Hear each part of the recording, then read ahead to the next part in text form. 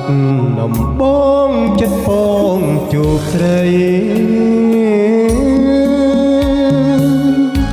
ប៉ុន្តែអ្វីអ្វីត្រូវខងបំណងចោលផាត់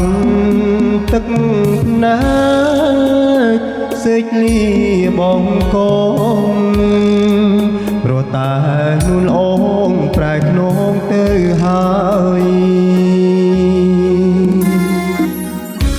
សន្យាឆ្នាំមុនរលាយឆ្នាំនេះ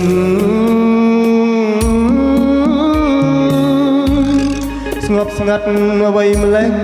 លែងមាននាងឆ្លើយមករៀនភ្នំពេញ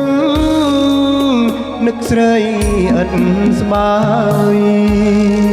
ធ្លាប់សន្យាហើយរៀនចប់រៀបការអោស្ទឹងសង្ការនាងទេដែលដឹងហេតុអ្វីពេលនឹងស្រីប្រែចិនដា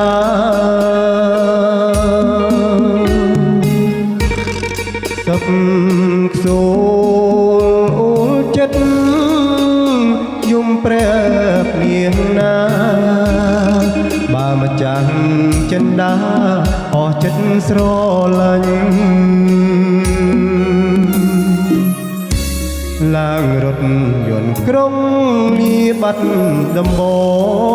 ងក្នុងចិត្តមួម៉ងលាមកភ្នំពេញធ្វើមករៀនសូត្រកាត់ចិត្តតោម្នេញជូនបងវិញរស់នៅសុខសាន្ត